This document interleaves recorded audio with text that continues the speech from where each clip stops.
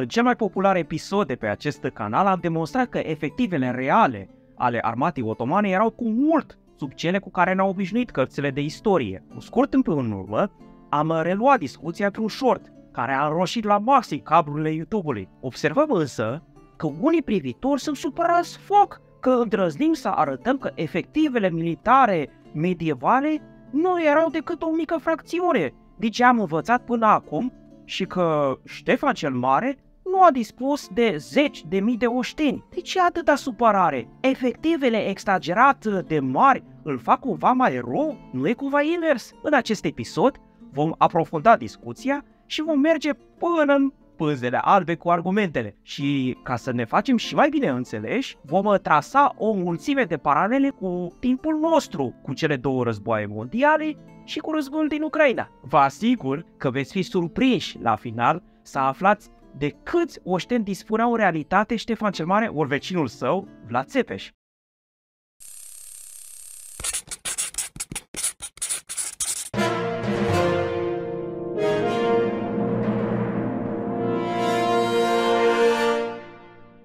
Salut cordial pe toți oștenii măriei sale, care abonându-se susțin glorios acest canal în lupta cu algoritmul, dar și pe cei 65% dintre privitori care încă nu au făcut-o. Numele meu este Adrian Gheorghe, sunt doctor în istorie militară și membru al proiectului internațional de cercetare Corpus Draculianum. Cifre mai aproape de noi. Niciodată în istorie autoritățile nu au fost mai eficiente în mobilizarea de armate ca în perioada contemporană, însă abia în primul război mondial britanicii au reușit să mobilizeze puțin peste 10% din populație. Vedem azi pe teatrul de război din Ucraina că niciunul dintre beligeranți nu este în stare să atingă nici măcar sfertul procentelor atinse de britanici, deși între timp mijloacele de coerciție, adică de mobilizare împotriva voinței mobilizaților, sunt și mai performante grație avansului tehnologic. La o populație de 44 de milioane, Ucraina se chinuie să atingă 1 milion de recruți, iar Rusia, la o populație de aproape 145 de milioane, încă pare departe să atingă 2 milioane de mobilizați pe frontul ucrainian și e forțată să compenseze recrutând străini, plătind mercenari sau făcând pacturi cu indivizi pasionați de jocuri nucleare.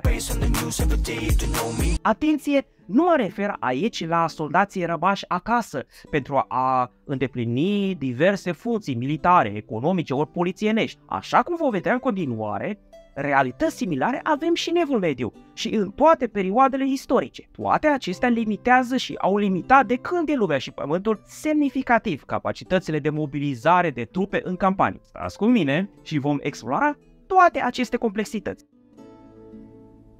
Potențialul militar pe hârtie. Din capul locului, trebuie să eliminăm o confuzie pe care majoritatea o face. Una sunt soldații existenți pe hârtie și cu totul alta numărul celor ce pot fi trimiși pe front. Câți nu ați citit pe internet comentarii de genul Rusia are 2,5 milioane de soldați sau Rusia poate să recruteze ori mobilizeze încă 5 milioane de soldați.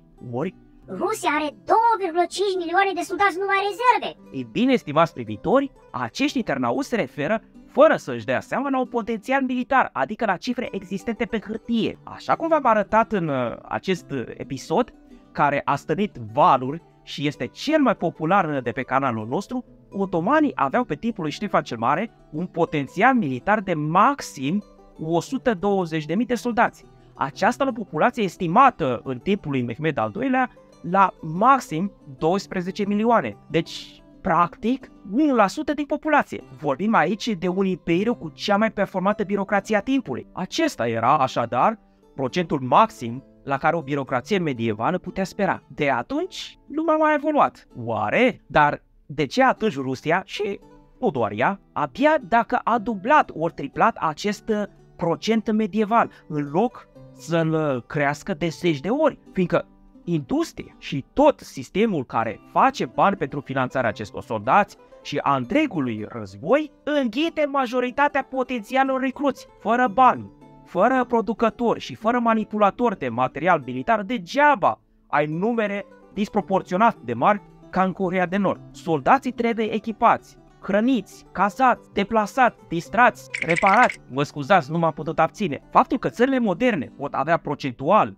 potențiale militare mai mari decât în Evul Mediu se datorează, între altele, în special 1. Angrenării femeilor ca forță de muncă, inclusiv în domeniul militar, și 2. Sistemul medical mai avansat care garantează o sănătate mai bună și o așteptare de viață mai ridicată. Aceasta permite unor brațe de muncă specializate și experimentate să rămână mai mult timp în câmpul muncii, făcând astfel posibil ca alții să fie mobilizați pe front. Realitatea pe teren. Problema e că numai o, de obicei mică, parte a celor trecuți în registrele militare chiar pot fi mobilizați, iar dintre cei mobilizați, nu toți merg neapărat pe front ori în campanie. Nu vorbesc neapărat de cei care stau în spatele frontului, asigurând întreaga logistică și mentenanță. Mă refer aici, spre exemplu, în cazul Rusiei, la Rosgvardia, care are rol intern, deși este o structură militară. Apoi o mulțime de alții soldați au funcții defensive și de garnizoană. Ați aflat de sigur că în oblastul Kursk, penetrat de ucrainieni, majoritatea trupelor ruse surprinse erau de tineri soldați în termen care păzeau regiunea. Cel puțin oficial, Rusia nu a trimis pe front în Ucraina soldați în termen, ci doar contractnichii, adică cei care au semnat contracte. Însă, soldații în termen continuă să umfle statisticile generale și potențialul militar rusesc. Alți soldați, foarte specializați și deci prețioși, deservesc sistemele antiaeriene, sunt piloți, marinari sau deservesc flota aeriană și maritimă. Realități comparabile avem și în Evul Mediu. La otomani, doar jumătate din soldații consemnați în registre trebuiau să plece efectiv în campaniile militare. Restul rămâneau să apere cetățile, să apere zonele de graniță, regiunile interne de lotri sau să asigure deplasarea în siguranță a bunurilor armatei, etc. Dar mai avem o problemă și mai gravă, una specifică în primul rând perioadelor premoderne și birocrațiilor care nu se ridică la nivelul celor de azi, deși și astăzi suntem departe de a fi perfect. Sunt sigur că vă veți năpusti în comentarii să-mi dați dreptate când veți auzi care este marea buturugă în fața mobilizării potențialului armat. Cu toții o simțiți zilnic, pe propria piele, dar poate nu v-ați dat încă seama de repercusiunile ei. Dar mai înainte de a ne da dreptate, ori lăuda, v-am ruga să zdrobiți butonul de abonare și clopoțelul de atenționare. Oameni buni, raționali și bine informați, conștientizați cu toții că oamenii se fofilează, fetează pe cât pot sistemul din care profită și sunt gata să remunereze pe birocratul deschis să-i ajute. Oamenii își fac calcule înainte să plece în campanie. Cum câștig mai bine? Dacă plec și poate mă întorc și cu ceva pradă, sau dacă rămân și profitând de privilegiile mele, fac mai bine niște învârteli și niște combinații, cum cheltui ori risc mai mult, plecând în campanie sau mituind pe unul dintre administratorii locali. Ați auzit de multele scandaluri de corupție din sistemul de recrutare ucrainian. Desigur, la ruși nu este altfel. Doctori care vând certificate de invaliditate, centre de recrutare care recrutează doar pe fraieri sau doar pe săraci. Din fericire, în Imperiul Otoman avem registre de prezență, Yoklama, Defterleri, care pot fi comparate cu cele de recrutare. Vedem astfel cam câți din cei trecuți ca spahii, iacângii, voinici, etc. în registrele militare otomane chiar răspundeau chemării în campania sultanului. Rhodes Murphy ne informează în această carte pe care vă recomand cu cea mai mare căldură că maximul documentat este de 45% din potențialul militar otoman. Adică maxim 45% din cei trecuți ca oșteni pe hârtie la acești otomani chiar răspundeau chemării sultanului. Vă dau puțin timp să respirați adânc după acest șoc și să lăsați aceste informații să vă alunece ușor în creier. Dacă nu ați strigat prea tare de surprindere și nu v-ați trezit întreaga familie, poate vă ocupați de clopoțelul ăla de abonare, ca să ne ajutați să ne apropiem periculos de cifra de 30.000 de abonați. Da, stimabililor, mai bine de jumătate din oștenii consemnați pe hârtie se fofilau într-un fel sau altul. Corupția însă mai poate funcționa și altfel. V-ați întrebat câți dintre cei trecuți prezent în registrele de strigare chiar erau prezenți Și în realitate, deci dacă registrele de prezență ne spun că în campania X au răspuns chemării 25.000 de oștini, asta nu înseamnă că în respectiva campanie au plecat fix 25.000, ci maxim acest număr. Din păcate, nu putem documenta dimensiunile corupției în acest caz, doar știm din alte surse că se practică. Deci, rezumând, hai să ne adunăm gândurile. În general, aproximativ 1% din populația medievală avea într-un fel sau altul funcții, rol militar. Acesta este potențialul, idealul. Doar aproximativ 50% din acest procent trebuie să ia parte activ într-o anumită campanie, de obicei prin rotație ori prin specializarea militară ce o au. Din restul de 50% de mai sus, dacă autoritățile au noroc, jumătate din cei chemați răspund chemări. Mai eficient războiul de apărare? Unii dintre dumneavoastră mă vor lua de urechi cu un argument de altfel pertinent. La ce îți trebuie ca 50% din potențialul uman militar să rămână în spatele frontului, să apere regiunile interne ori granița, dacă inamicul manevrează deja în teritoriul tău? În aceste condiții nu se reduce dramatic procentul oștinilor care nu trebuie să ia parte directă în ostilități? Da și nu. Da, fiindcă, de pildă, o parte din cei care asigură ordine internă ori dintre cei care păzesc granițele se pot constitui în unități de gherilă care hărțuiesc adversarul. Însă cetățile tot trebuie apărate în caz că se consideră că au vreo șansă în fața invadatorului. Bizantinul Calcucondiles, dar și cronicarii otomani, ne spun că Vlad Țepeș s-a retras cu oamenii săi în munți și în păduri. Putem deci bănui că a evacuat și trupele de garnizoană, pe care le-ar fi putut utiliza pentru alte scopuri. Problema e că astfel de trupe sunt majoritar pedestre, iar Vlad avea nevoie în special de călăreți pentru operațiunile sale hit-and-run. Pe vecinul său Ștefan cel Mare l-ar fi ajutat mai mult, însă știm sigur că Ștefan nu a făcut-o în vara lui 1476, deși avea nevoie ca de aer de trupe, el nemai fiind ajutat de unguri și polonezi ca în anul precedent, la Vaslui. Dovada că nu a făcut-o este că otomanii nu au reușit să cucerească niciuna din cetățile moldovene și că aceștia și-au consumat în van resursele și sănătatea în asedii istovitoare. Cât de mult putem reduce invocatele 50% în cazul războaielor de apărare, nu putem decât specula, fiindcă nu avem surse concrete și nici măcar indicii scrise. Dacă mă forțați să scot un procent din burtă, a zice undeva între 20 și 80%.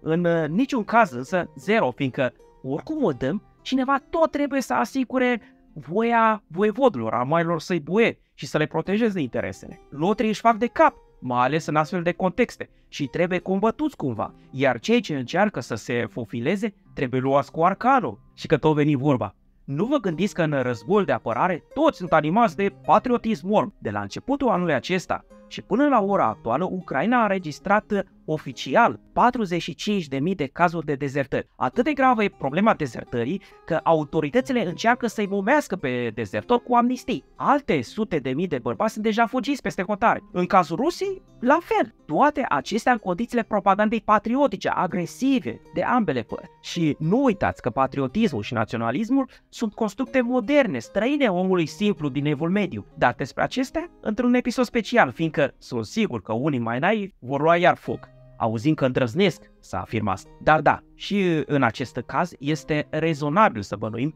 fiindcă dovezi explicite nu există, că procentul celor ce fentează mobilizarea să fie mai mic în cazul războiului defensiv decât în cazul campaniilor peste hotare. Spre exemplu, ce aflați în calea inamicului și care nu văd altă soluție decât să lupte în încercarea de a mai salva ce se poate salva. Vă aduceți aminte de boierii care au cerut voie lui Ștefan cel Mare în ajunul bătăliei de la război să fie lăsați să se ducă să-și apere familiile și satele de tătari care atacau din est. Ștefan a fost privat de aceste trupe în showdown-ul cu otomanii, în pădurea de la război, unde se fortificase cu puținele trupe rămase. În alte condiții, cum e cazul bătăliei de la Baia în decembrie 1467, vedem însă cum unii boieri și cetele lor aleg să pactizeze cu inamicul pentru a-și proteja interesele imediate. Vedeți, deci, că nici argumentul de mai sus nu funcționează mereu dacă îl confruntăm cu informații istorice verificate. Așa să ne dăm cu părerea la radioșanț,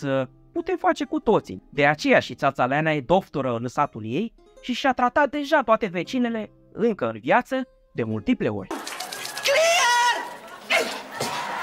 Dar rezumând, și eu cred, ca mulți alți istorici militari, că tendențial, nu mereu, atenție, autoritățile sunt mai eficiente în mobilizarea de soldați în cazul războaielor defensive decât în cazul campaniilor prin țări străine. Cât de eficiente e imposibil de spus fără să speculăm la greu și să scoatem cifre și procente din burtă, ori mai rău, din alte părți ale corpului. Vedem lângă noi Ucraina, care deși e amenințată existențial, nu e mult mai eficientă în mobilizarea soldaților săi de pe hârtie decât Rusia, care nu lupta acasă. Ce să mai sperăm de la țările române medievale?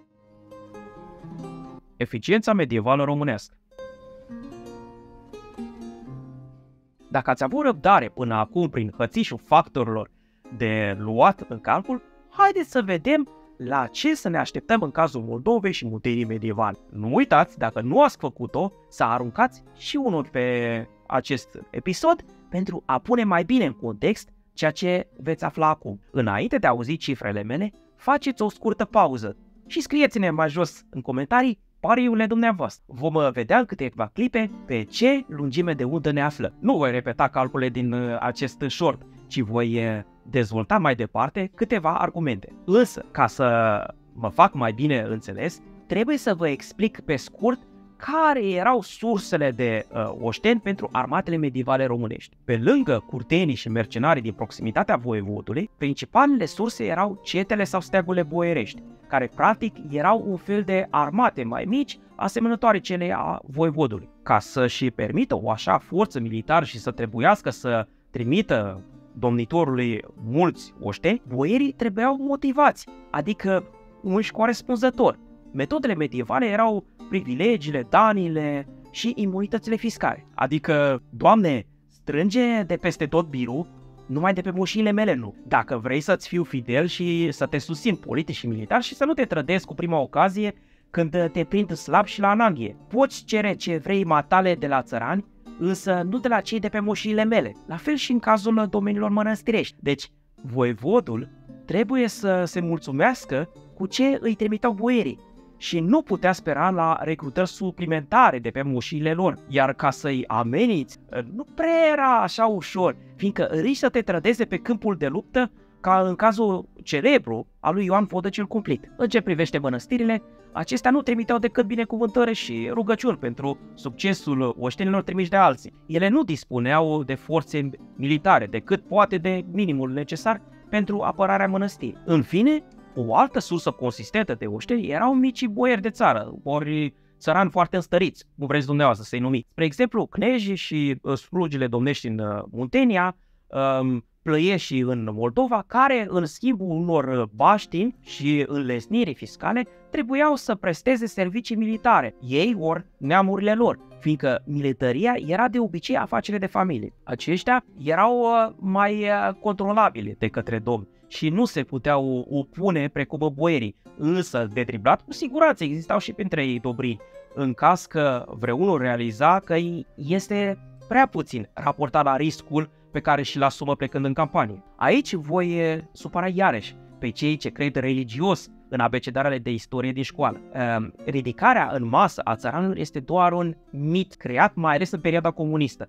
Dar despre asta într-un episod special. Rețineți deocamdată asta. Un țăran cu gheoaga oricum nu avea nici experiența militară, nici disciplina și nici echipamentul optim. Dar cel mai grav, nu își permitea să aibă măcar 2 cai, fiindcă fără ei nu avea nicio utilitate într-o oaste ca a lui Țepeș, care era fixată pe mobilitate și manevrabilitate maximă. Nu mai vorbesc de faptul că atacurile blitz au nevoie de trupe rodate în lupte, de profesioniști între ale războiului, nu de profesioniști între ale agriculturii. Însă, în cazul lui Ștefan cel Mare la Vaslui, țăranii puteau ajuta logistic trupele active în operațiuni și prepara terenul și ambuscada. Deci, cel mult, trupe suport, cum le-am numit noi astăzi. Acum, să aplicăm procentele de mai sus la populații de 300 până la 350.000 de locuitori, cât se aproximează că aveau Muntenia și Moldova în evul mediu. Repet, dacă otomanii la 12 milioane de locuitori aveau un potențial militar de 120.000 de oameni în timpul lui Mehmed al II-lea,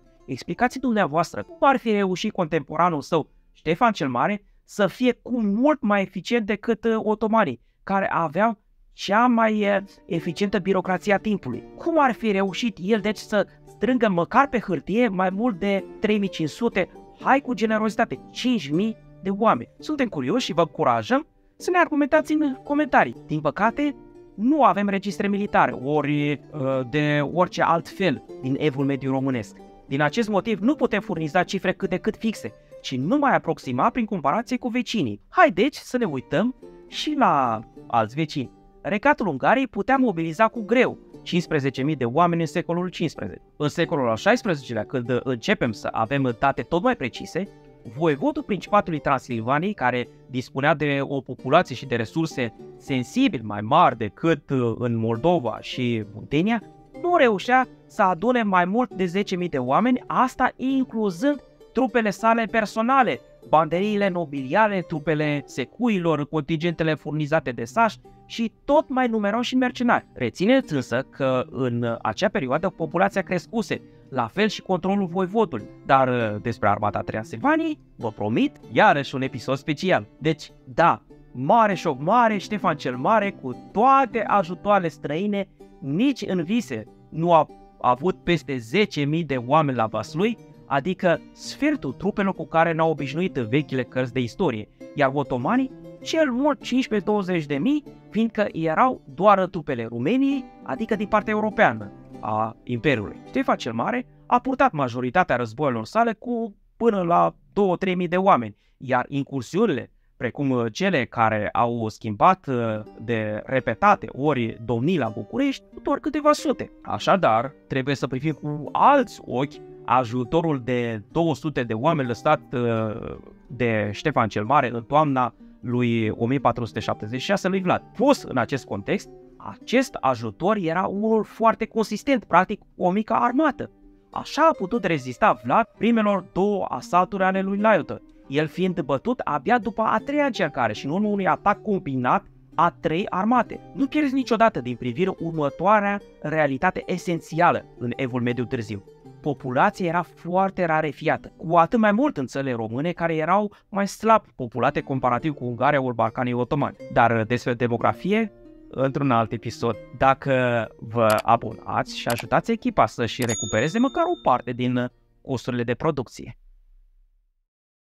Indiferent de ce veți face, Măria sa vă mulțumește pentru fidelitate și, în felul cum și încheia scrisorile sale slavone, vă transmite prin mine omilul lui Logofăt și Dumnezeu să vă veselească.